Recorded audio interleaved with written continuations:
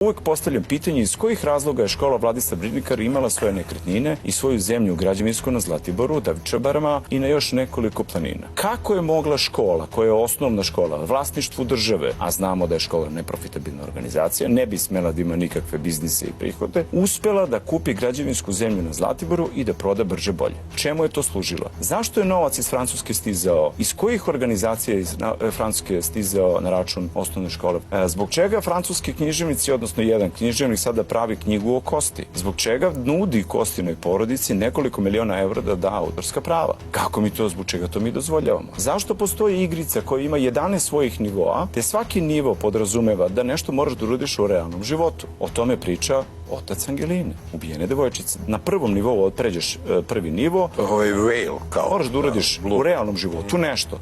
11. nivo je da moraš nekome da oduzmeš život.